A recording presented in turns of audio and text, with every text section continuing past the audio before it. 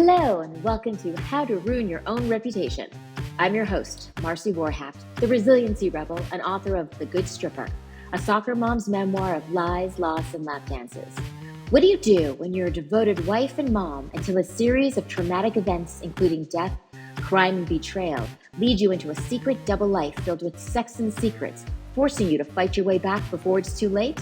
Well, if you're me, you write a book and start a podcast. My guests have either found themselves living lives they've never expected or have chosen to reject society's expectations and shake up the status quo so they could feel free to be whoever they damn well want to be. Buckle up. It's going to be a hell of a ride.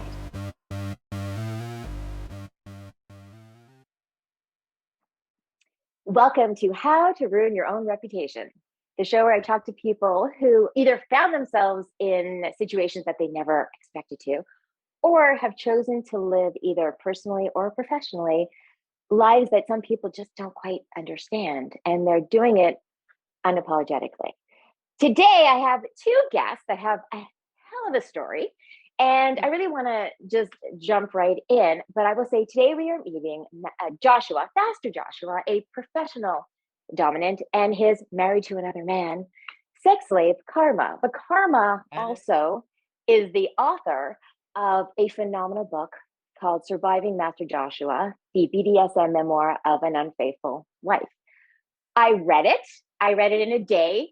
and then I immediately told Karma and told her that I was amazed that there were times when I would pause and have to think about how certain things that she was saying impacted me. And that's why I want to say this before we start, is that doing this show really validates what I feel, which is that even though the details of our stories seem really personal to us and really unique to us, there are so many times when there are themes or emotions that go through them that resonate with so many different people, which is why it's so important that we share our stories and that we listen to the stories and experiences of other people, because it's only when we listen that we learn. So let's just dive right in, and welcome, Joshua. Thank you so much Karma. for that. Thank you so much for that. We were just talking about purpose and what is the purpose of what we do, and finding that purpose, and hearing you say it in a line is so affirming. So thank you. Oh, well, great. No, I do. I think that it's very easy to look at certain things very superficially, or just what we learn from the media or what we hear from other people. And it's very easy to judge without having any information. And so the more we talk, but it takes courage to talk about certain things that do make other people uncomfortable. But I think we'd be less uncomfortable if we understood things. So if you guys can just introduce yourselves and how you guys met, because that's a pretty interesting part of the story. I'll go. Yes, please. So my pen name is Karma said, and I am Master Joshua's sex slave. And I am also a married, like you said, to another man, woman with 2 kids. And when I met Joshua, I was a reporter for a conservative outlet. And I was covering a story about kink and religion. And Master Joshua was, at the time, was his partner. He organized BDSM parties. And I met him there at the party I covered, but pretty soon it became, pretty much from chapter 1, it became clear that my interest in BDSM goes beyond the professional, as does my interest in Master Joshua. So that's kind of who I am and how we met. I'll leave it to Joshua to introduce himself. Yeah, no. From the moment we started, you say a lot of incredible things. I think the way that we practice our BDSM and relationship building, and what you were saying around only when we listen do we learn, and it takes courage to talk and listen um, and connect. I'm a professional dominant. I've been doing. People come to see me for self-actualization, validation in their own sexual identities, um, helping them find community larger than what folks believe it to be, And making BDSM accessible is very important to me. And it's important to me because you learn how to communicate in this lifestyle. You're forced to communicate if you want to be successful, right? And that's something no one's taught us how to do, is how to actually sit down, hold space. And by hold space, I mean giving undivided attention without judgment, learning that process, because you have so much to unlearn by the time you walk through the doors that it's a process, right? So when Karma reached out and presented the opportunity to bring media into our space, it's like I jumped on it 100%. The the relationship we have now is just short of 5 years, Mhm. and she's helped me become an adult. She's held me accountable to standards that I wasn't used to. She helped me define and redefine and refine integrity. um, it's like sometimes I wonder who's holding the leash. I don't. I I continue to host events and produce events. We've also host intensives and retreats, um, all around personal development and spirituality. So it's Um, not, that's, sorry, go ahead. No, no, you, you please. No, no. So I was just gonna say, I think that's the thing, especially when you talk about kink and BDSM. It's people know their only frame of reference is what they see in the media, on TV and movies. But for you, it's not just going out. It's not a sex thing. And sometimes there's not even sex involved, right? It's goes Correct, right. deeper than correct. that. So What's how could you? Yeah. with like the term sex slave, right? People hear it and it's like, oh my God, it's intense, because it is intense. And it can give someone the perspective that this lifestyle is about sex. Now, the term and the role sex slave that she plays in my life is a feeling of safety and trust that she's earned from me and I've earned from her, in order for us to be intimate without bounds, without restrictions. But that's an investment of time and trust and loyalty and respect and transparency and walking the walk, right? So, in order to get to the really good stuff, you have to do a lot of heavy lifting, right? And that's around introspection and accountability and like integrity, especially integrity with who you are. And that's how, when you get into the lifestyle, when you actually open the door, you see past the superficial, you see past what media is putting out there, because you get to hear what's happening and you get to Mhm. observe what's happening. And it's not the 30-second snippets or the adult websites out there, but it's real human relationships. One of the first things that I read in your book, Karma, was you talked about how when you met Joshua, you were drawn to him. Obviously there's an energy that you put out, Joshua, and you said to him, obviously. you asked him if everybody falls in love with him. And what you said, the answer was that Joshua, you said there's a difference. They confuse love with need. So what can you explain what the difference is and how That's people a good confuse one. those two? Yeah, yeah. No, listen, I've listen, got a few of them coming. Buckle up. I've got a few of them. no, this is Okay. great. So, what it is, and this is what karma showed me weeks ago. Like, I've been doing this for a long time, and I learned so much more about myself when we get to have these conversations. So, what I get to do, what I do, which I'm thankful for, what people come to me for, is the space held for them allows them to be themselves 100% authentic. And I feel like when I'm looking at someone, when I meet people, I think there's like my superpower and my curse is I see people at their potential, right? It's like reading potential in someone. So if we connect and I feel what we're going to share in time and space is going to be, it's going to show you a new door, a new avenue of intimacy, a new avenue of connection. I'm going to give it to you because I want you to see what's potentially out there.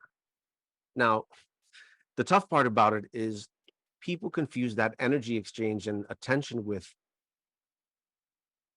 a dedication, right? Personal interest. Personal interest. And it's like, my intention is to show people that vulnerability and intimacy is it's out there. It's just it's not easy and it's not cheap, and it Mm. requires sacrifice and investment and risk. Like you have to say yes to more stuff. As long as it doesn't conflict with you morally and it helps you feel larger, like you're living a little more authentically, roll with it. Like if you want to go skydiving, you're afraid of heights, go do it. Right? It's We get one shot at it this go round, right? So it's like really maximize it. If to answer your question, there's always he's a professional dominant. He goes into people's hearts for a living to an extent, and the boundary of where personal and professional end is always, it's personal Mm. for him and it's professional, and it's not easy to distinguish, always not easy to distinguish between the two. And in my case, it didn't happen. There was no distinction.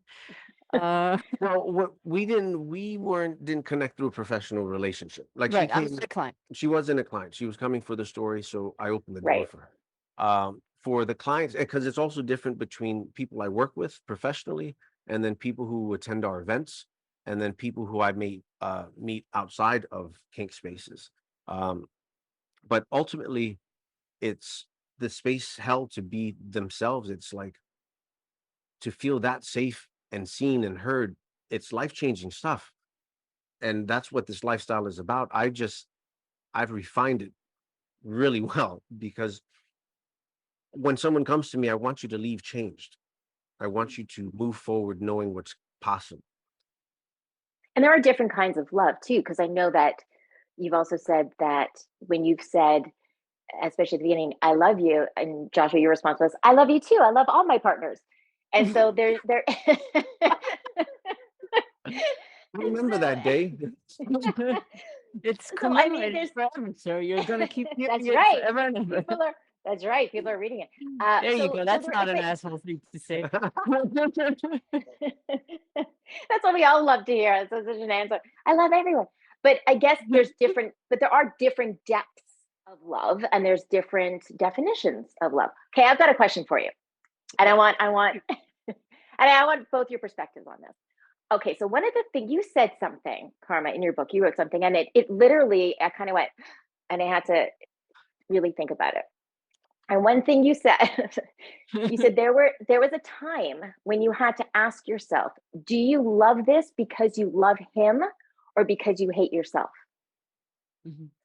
And that was really, really powerful because I'll tell you, I've been in situations years ago when I put myself into places where I knew I was doing it to punish myself. I knew I was doing it because I did hate myself at that time. And I felt that to prove that I was such a terrible person for doing that, I would continue to do that. It's a vicious cycle. So my question is for you would be, how did you come to that? Well, so first I'm going to go to you and say, what was your answer? And how did you come to that? Um, well, let's the incident. How graphic am I allowed to get? Uh, It's fine. Go for it. the incident we were talking about is the first time I deep throated Joshua. It's in the book, and it was a little bit. It was intense. I mean, it's a little, it's kind of painful. And in this case, in this particular case, I don't hate myself and I don't hate it anymore. It's a little bit of an acquired taste, but once you acquire it, it's like, oh, why would I do it ever differently? But to answer your question on a little bit of a deeper level, it's what I there were things that during my relationship with Joshua, which happened, a large part of it took place as cheating, as an extramarital affair. Mhm. So during that time, I was lying and I was cheating and I was both pursuing something that my heart deeply desired and I felt very connected to, as in an alternative sexuality. and both destroying whatever I had in my life that I cared about, my family, my kids, my husband. That's the root of my being. You can't just spit on that and walk away. It's destructive. So everything had a double edge, right?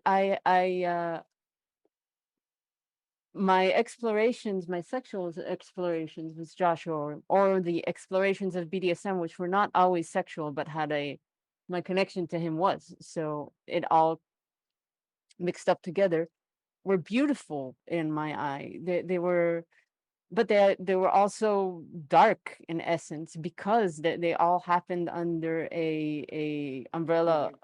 a lie, and plus because they do involve darker elements of being, right? They involve pain and degradation and humiliation. Do I love humiliation because I hate myself? I don't hate myself anymore. I do still love degradation. Got it. So because I am degrading myself for a man I love, Mm. so I am putting that love on a higher place than myself. So I do like that. And I do love that. And there's no longer any conflict between who I am and loving that. As in, while I was lying and living the life of a cheater and being unfaithful to myself as to people I loved, that degradation was a punishment. Really, it was a sort of like, I deserve to be humiliated Mm. and abused, because I wasn't abused, but I deserve bad things because I am doing bad things. But Got once it. I corrected the doing bad things, it didn't feel like a bad thing anymore. It felt like a gift of trust. Got it. So it wasn't the act, it was what was happening behind that was making it. So the act is the same, but it's when you were honest, then you can enjoy it without feeling shame. It's when there was the dishonesty that's what was tainting the actions. Correct? Exactly. I No, mean, the actions are you are being degraded, but there's beauty in it that is, once you if you use it as self-punishment, it's punishment. If you don't, it can be beautiful. It is beautiful to me. I think it also probably comes down to respect. I think that if you didn't feel respected, then it's a different thing. But there's obviously a line, and Mhm. that there's a mutual respect between the two of you. And again, I think that's a difference. For Joshua, I want to ask, going back to that same thing though.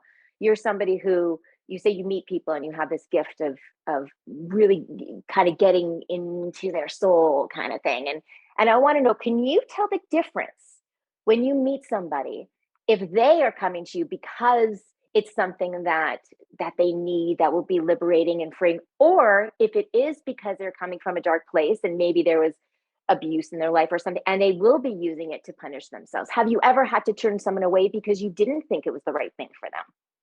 Yeah, it's it happens, and I think it happens subconsciously. I don't think a lot of people are aware of the process that they're going through. The way you both framed it, two different perspectives of that same um, equation, so to speak, and the value of it, it makes it landed really well. Like the shift of perspective through the shift of integrity, right? Once she was able to say, "This is what's going on," it changed the whole value of what was going on. And then the lens that you gave as well is very much in line. How do you tell? It's all in conversation, right? It's all about character, where a person is at, where they're at emotionally, mentally, how much of their past have they worked on, like healing. And it's not, you don't have to get too invasive in conversation to hear that, right? It's body language, it's instinctual. What are you feeling inside when they're communicating? Do you feel like they're here to bring or to take? Right. That's another thing is what's their intention behind it? Like, oh, I need to do this. I need to experience this. I need to be punished. Right. That's usually Okay. how it goes. Right. So it's Okay. like, I need to feel pain. I just want to be blissful. It's like people who use psychedelics to escape, right? It's the same, Mm. it's the same formula. If you're using something to escape as opposed to using something to connect.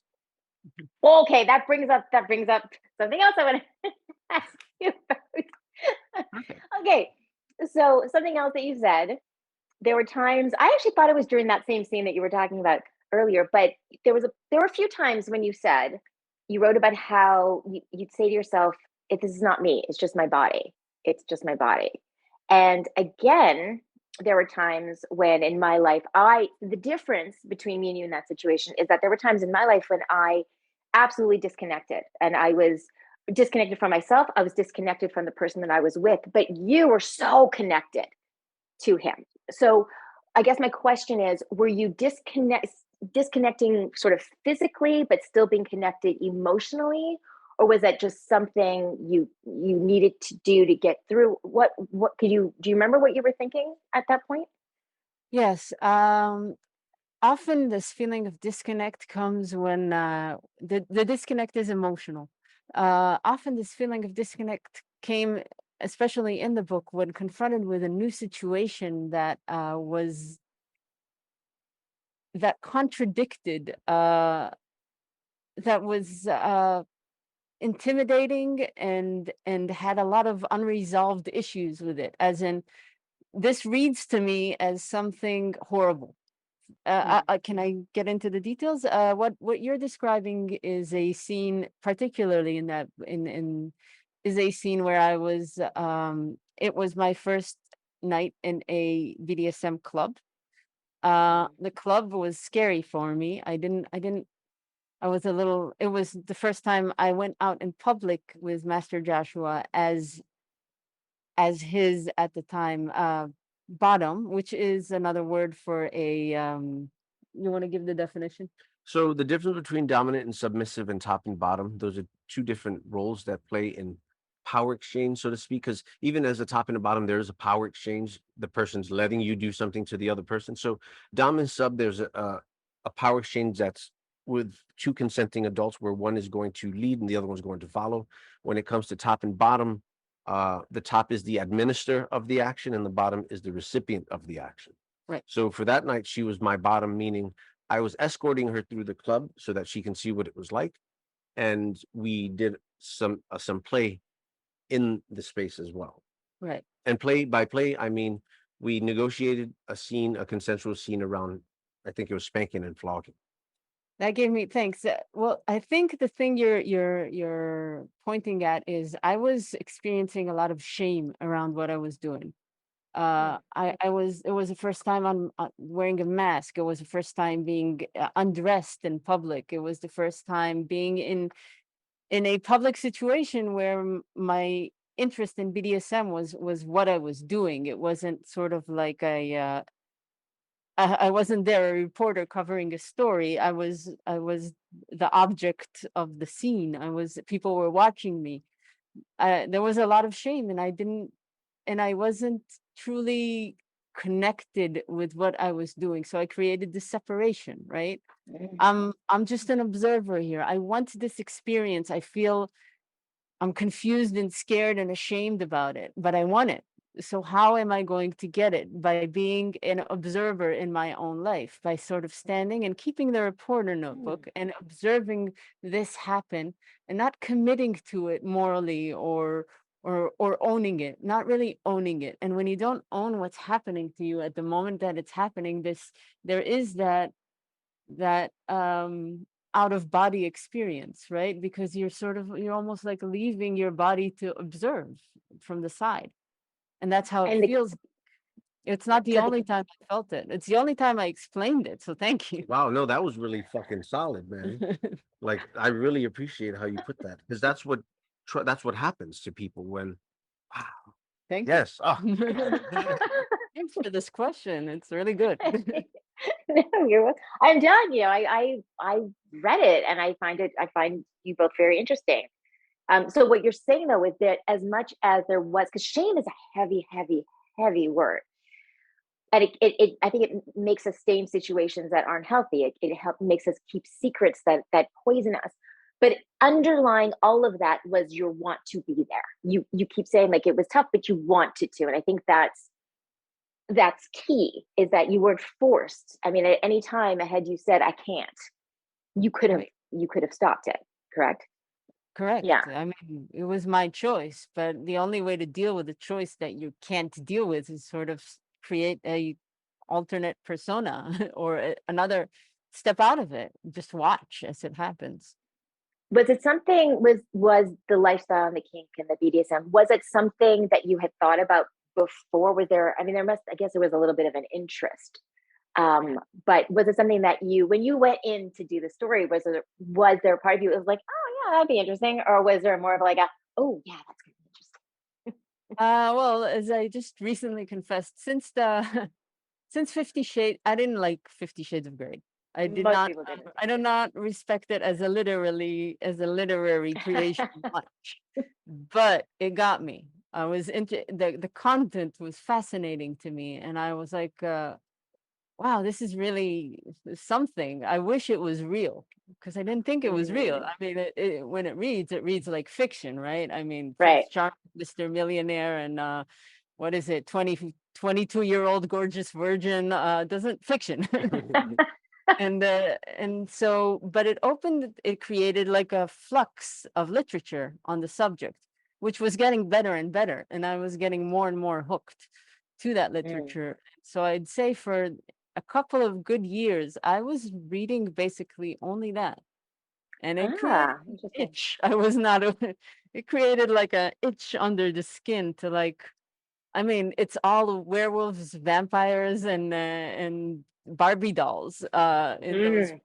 but Hmm. they're doing stuff that I kept thinking, I wish this was real life. I didn't think it was. I didn't think it existed in real life. I had no idea it did. Uh, Wow. Mr. Hmm. Joshua is the first real life person that I met, that and the first real life situation in which I encountered BDSM, and that's I did come to it with a certain thirst that was unacknowledged.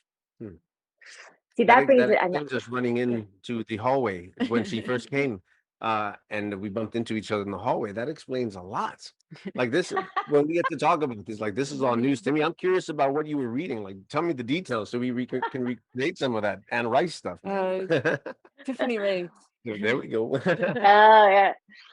So that kind of brings me to just touching on a bit of your relationship with your husband, just in the sense of another thing that I think a lot of people would relate to without even realizing that they're going to relate to, is the idea of, with women, I'm going to speak for women because I am one, is that we get married, we have kids, we get into these roles that we love and we want.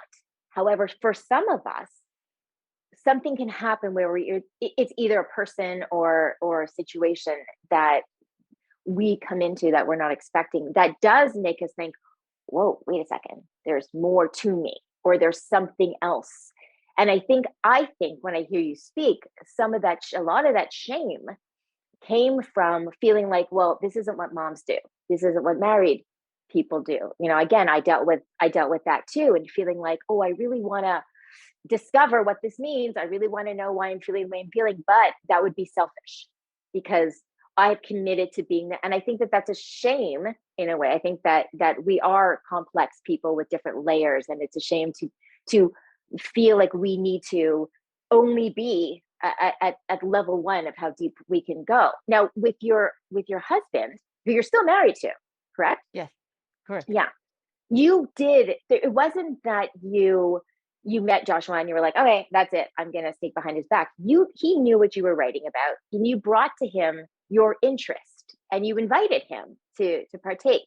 But it just Right. wasn't. He just didn't want to, but he knew, and tried to, as so many men do, try to control, actually, by saying, okay, you can do this, but only to this line, which that never ever works. Not when Thank you're you for dealing with. saying that. Well, it's true. You said I it think. would. You said it would. It's difficult. It's really, it's not easy when genuine connection happens, when something is missing. Like midlife crisis is exactly that. Something's missing. We don't know what it is. And now we got to look for it. And it's not external, it's internal, right? But a lot of people externalize it. Uh, so yes. Sorry, I didn't mean to jump in. So what was your question? About my husband and Well, I just meant, well, it was just to say that you did try to um, bring him into it and include him in it. It wasn't that you were trying to separate it's true, but your two lives. in But in my yeah. in my particular case, the interest there was a long period of several months in which I was walking the line, as in I was trying to do with my husband what I was trying, what I the information I was getting from Joshua and the input I was getting from Joshua as a professional dominant, the stuff I was learning about the lifestyle, I did try to do with my husband, except and I and it's interesting because these days I do, but I Mm. was duped. I could not take the role of between me and my husband, I am the dominant. And That's the first time you've ever said that out loud. I feel like I'm like bringing stuff out. Send us the bill. This is master slave therapy. I No, just found my new thing. No, that's great. that's because I'm not gonna say. I'm not gonna say. yeah, he's been trying to get me to own up to that for a while. And I That's agreed with hilarious. him. I don't know why he's but I guess it's the first time I say it out loud. Between me and my husband, I am the dominant. And I was at the time I was learning. I couldn't be the dominant. I needed to be the receiving. I needed to be the receiving end because I didn't know. I needed time to observe and practice and get, and you can't lead somebody on a path that you yourself are stumbling headlong on. I mean, Mm. I was just discovering everything. You can't lead in that position. And I needed to be led. And my husband is between us. I am in that area, I am the leader. And Master Joshua gave me that power and the knowledge and the skill to lead somebody else on a sexual path. But at the time, it was impossible, and the restraints, the marriage vows, basically, the just the basic assumption behind, or not assumption, the basic agreement of exclusivity that is embedded in a marriage meant that I could not and should not be doing with Joshua what I was doing. But so that kind of usurped or took away all the energy from me and my husband. The fact that it could have worked differently if exploration with another man was permissible as part of a Mm. marriage, then the marriage would not have to go through such a difficult transition into it. Ended up That's how it ended up working, right? With two separate relationships that are intertwined, and everybody's needs being met better because because it's allowed for to have needs that are answered elsewhere. My husband, like I said, I am dominant to my husband. It's just a matter of personality. I think he's smarter than me. I think he's a better worker than me. I think he's got a lot of qualities on which but he is he prefers to be led by me. So I can't get that from him. The sense of being safe and led and just, just like a child and being carried on the shoulders. I can't get that Mhm. from him. And a lot of people miss that, I believe, that feeling. And the fact that I can get it from somebody else means that I can come back home and give it to him. And I think maybe it made me realize that there's so much unnecessary suffering, that people just don't get what they need and they become bitter and fight and have ruined their children's life with it because they can't. The marriage does not allow for them to get what they need from anybody Wow. else, And right? again, it comes down to truth and communication. If everyone can be honest about what they need and they can communicate that, if you hadn't gotten to that point, I mean, you're at this point clearly where, like you just said, everybody's getting their needs met, but everyone had to be honest about what those needs were. You can't get them met if you're not telling people what you want. So I think that's key. Joshua, can I call you out on something? I want to call you out on something. Yes, please do. I'm like, let me get my jaw off the ground for a second. I feel like we're good friends now. Okay, you talked. So talking about at the beginning with the conflict that you felt, Karma, you felt conflicted because you did have this family and you weren't being honest, and okay, so there were so many times, or there were a few times, especially at the beginning, when you guys would meet, and Karma, you would say, I can't do this. I need to break it off. I need to put my family first. And Joshua, you would say something like, okay, so we'll just be friends, and you can text me, and you can come back.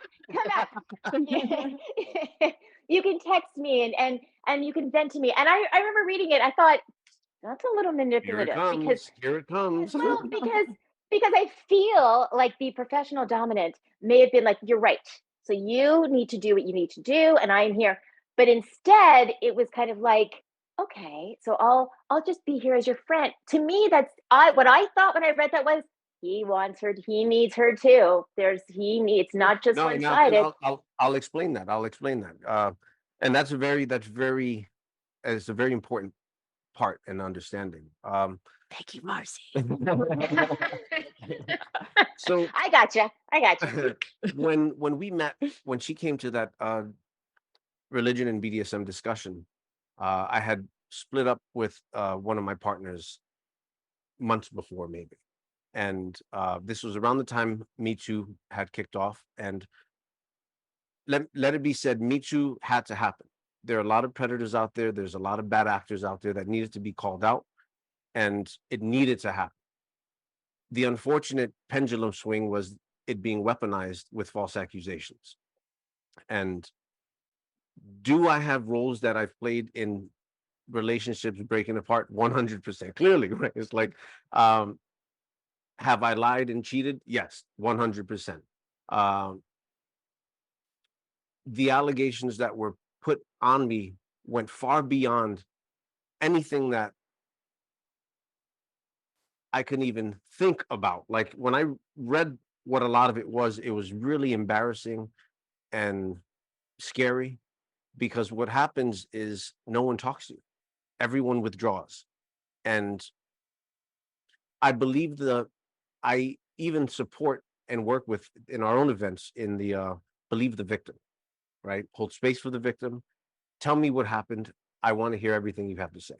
Now, for a lot of people, it stops right there.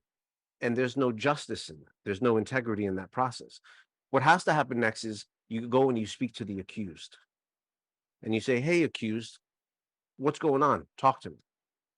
Because as leaders of the community, that's our responsibility to keep this whole community safer, right? We can't keep it safe, but we can do things about it to keep the information flowing so that everyone's seen and heard and validated in their experience. Because more often than not, the abuse happens, yes. Miscommunication also happens. Bad breakups also happen. Assholes also happen, right? So it's like,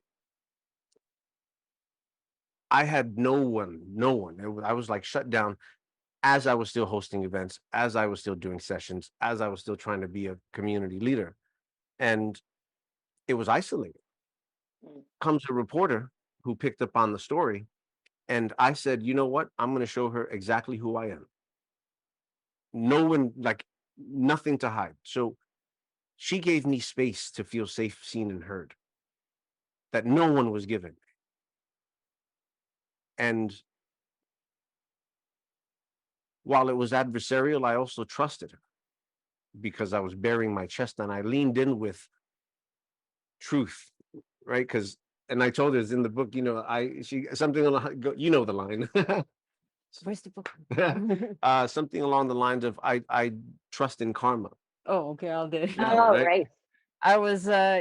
I asked him, why would you bring a reporter to your life if there's this cloud of shit hanging over your head? And he just said, I trust in karma. And I got mad at him. I said, it's not karma protecting you, it's me. That's how I ended up with this pen name. Right. So Got it.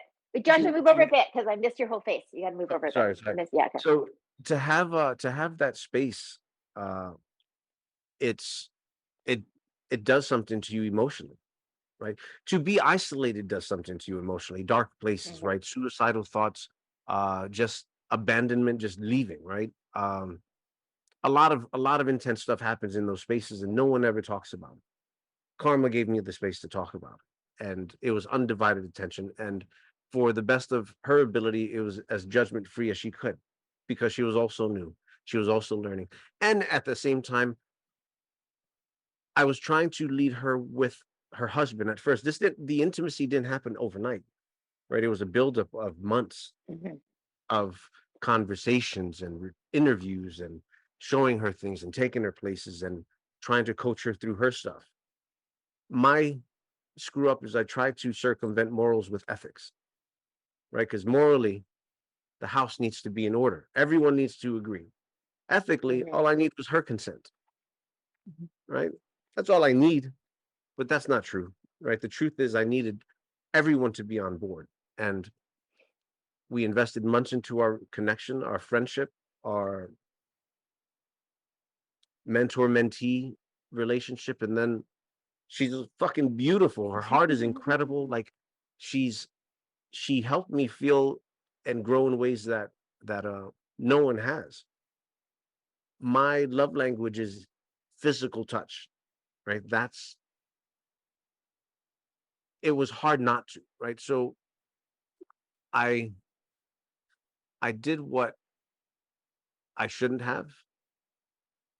I did what I did, right? And on the back end of it, her being an adversary to me because she was a reporter, at the same time loving her because she's invested so much to me, invested in me, and I in her. It's like we still hold this container. She wasn't following my lead because she didn't trust me to the degree that was necessary in order for her to get from point A to point B. She would just take my information and as knowledge and not integrate. And then she'd do it her way anyway. And it wasn't working for a long time, to the point where I realized what was missing after spending how long before we got into a power exchange? A year and a half. Like, imagine going a year and a half with someone intimately without being recognized for your investment into that relationship. That's ultimately what happened. Is she had been giving me so much time and space, and it seemed like I was keeping her at arm's reach. But it's like, for me, time is everything, right? That should be the evidence that I want to be with you, is because I'm here. The recognition of the relationship was to say, would you be my submissive? Now, the parameters was, in order for you to do that, you have to trust me. We can't be arguing about why I'm giving you direction. I've earned a lot, I've earned a lot of trust up until this point. I've dropped the ball minimally, as much as I could. If this is what you want, you have to trust me. And she said yes. And I said, the first thing you have to do is tell your husband. Oh, because wow. Mm-hmm. we need to fix the foundation. The foundation Mm-hmm. is broken, Mm-hmm. and you're leading to lives, and you're on a path of self-destruction. And I can't sit back and watch it, because if you keep not doing what I'm saying, suggesting at this point, because we weren't in a power exchange, I'm not going to bang my head on the wall needlessly, because that's not my responsibility. You're doing it to yourself. When you're ready to trust me, you'll trust me and you'll wear this collar and we will pick it up and go. But until then, you'll keep looking for that light switch with your forehead. So I want to ask you one more thing. Do you think, so obviously you, Karma, you keep your identity a secret, I'm sure for a lot of reasons. My question is, do you think at some point, maybe down the road, that you'll be able to be completely open with everything? Or even if it were possible, is that part of what keeps it special, is to keep it sort of hidden from everyone?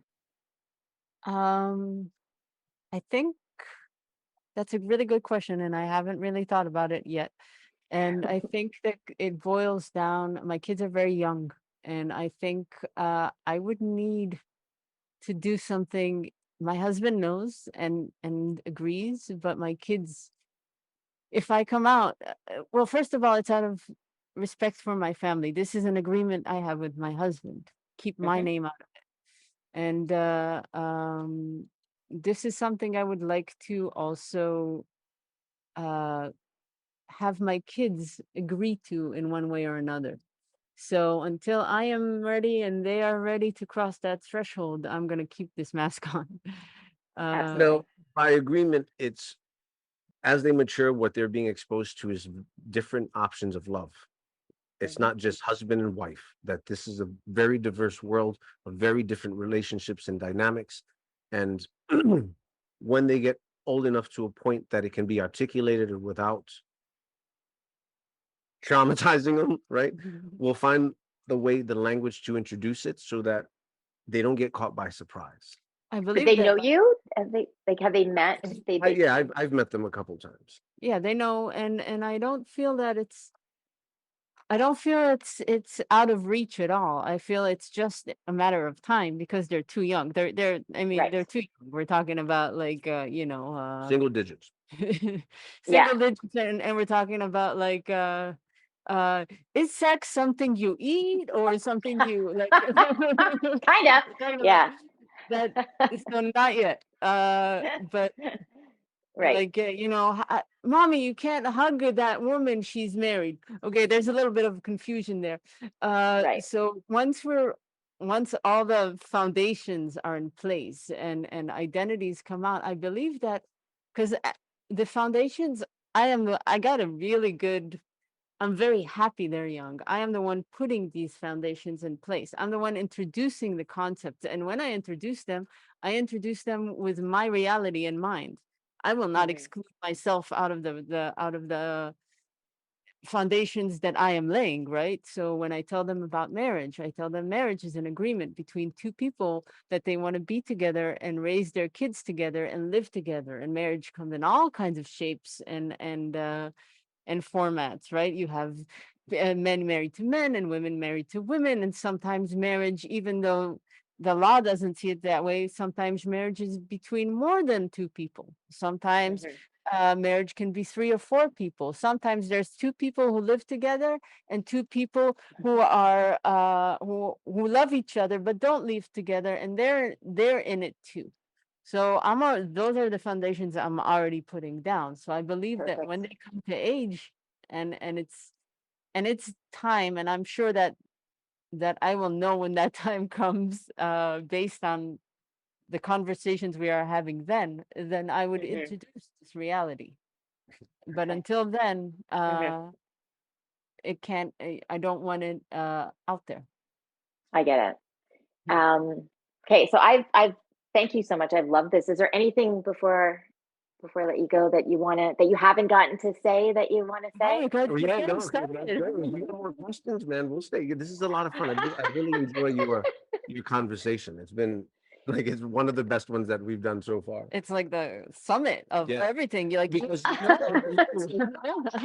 because To you're keep this coming. in, I got to keep it. No, No, it's really enjoyable. yeah, this is a new I level, appreciate right? that. You're talking about stuff people ask about these things, and we have to explain everything from the foundation. But this is like, okay, level 3. Yeah. Like, For anyone listening that plans on interviewing us, read the book before you message us. It's like it's really you get Right? so much deeper questions. But it's first of all, I really really appreciate that. But yeah, but I don't understand when I listened to an interview you did together. I listened to a few that you did separately, Joshua, and I feel like it sort of stays surface. And had I not read the book, I really wouldn't have understood so much more. And I think I don't understand. And let me tell you, as an aside, I wish there was more about Shmuley. I'm dying to know what happens with that character. And I started thinking, oh, like thinking of that's interesting options for occupations. I don't know. But that was, I'm like, I need more. I need another one after that. Um, no, but I'll let you go to let people. Where can people find you? Well, You, Surviving Master Joshua, the BDSM Memoir of an Unfaithful Wife by Karma said, best way, just Google it. It'll give you all the options to buy it. You can also buy it through Amazon directly or through survivingmasterjoshua.com. Google, better than Amazon. Amazon, you'll have to look for a bit. okay. I can be found at under masterjoshua.com. To connect with me directly, masterjoshua.com. Kinkcollective.net is the website that you would find the larger education formats and the events that we host, and SSDCE.org, that stands for Sanctuary for Spiritual Development and Consciousness Expansion, and that's around spiritual and personal development. If anyone's interested, feel free to reach out to me if you have any questions for a 30-minute call to see if there's anything I can do to help you out. Right? It's we want to make our lifestyle perspectives accessible and approachable. Right? We just want people to hear what else is going on out there. And I'll include, obviously, in the show notes all of those links. And I mean, actually, one more fun question before I go. If there was a movie being made of your lives, who would you want to play you? So we because when she put out the book and I read the book and we started getting the reviews, that was a question. I said, who's going to play it? Because this book is when for sure. when the right person reads it, they're going to understand it, and they're going it's too important to not share. I don't know. I was thinking Keanu Reeves or Tom Cruise. Everyone I've loves had a lot of Keanu. experience. Oh boy. Play him. The when he was talking about that question, somebody asked us that question, and he was leafing through his phone, looking at pictures of actors and showing me these pictures of actors, like, oh, how about him? How about him? How about him? And then I was like, I was looking at him and saying, oops. I was looking at him and saying, wow, I'm just looking at the person holding the phone. All the pictures you're showing me don't mean shit to me. I would like you to play you. Do you think who do you think would play you? No, Nicole Kidman. Yeah. Oh my gosh. So now we got to get Nicole Kidman and Tom Cruise back together for that. I don't think that's going to happen. Do you imagine? But that would be interesting. Stranger things have happened. Okay, so I'll let you go, but thank you so much for speaking with me. Thank you for writing your book. I as I said, I read it in one day with some pauses, and I think you're both great. And I again, I think it's so important to keep sharing your story. I think anyone who's listening, it's so important to keep listening to people's experiences because they will resonate with you more than you realize. Yep. I forgot something important. Yep. While I was trying to publish this book, I came across I confronted the reality that there's no real place for people of, to write about nonfiction, their own stories of sexual realization, because then they either become porn, right? And it's very hard to publish a nonfiction memoir, or to have help publishing a nonfiction memoir that revolves around sexual identity. So Carnal Culture Publishing is my indie publication. And for writers of kink and erotica nonfiction, no aliens, please. Unless you're an alien. But that is the address if you're interested in publishing your own book and need help doing it, or if you want me to publish you, then carnalculturepublishing.com. Okay, thank you for that. All right, thank you so much. And I don't know, let me know if you have anything else, the new books or anything else that you want to share. Hit me up. Absolutely. Marcy, thank you so much. Thank you. Okay, take care. Thanks. Don't forget to subscribe to How to Ruin Your Own Reputation. Available now everywhere you get your podcasts.